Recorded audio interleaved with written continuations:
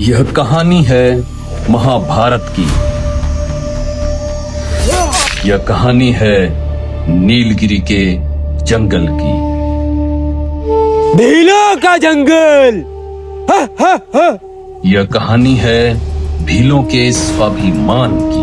अब हम ये संघर्ष नहीं रुकने देंगे।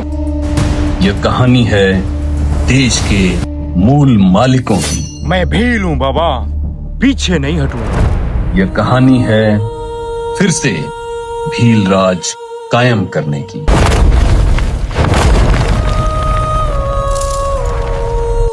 लोग तुम्हारा साथ दे या ना दे, तेरा भगवान इस जल जंगल जमीन को कभी खत्म नहीं कर सकता।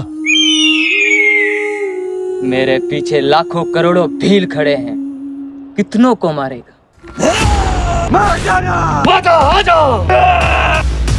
हो सकता है संभव और कठिन।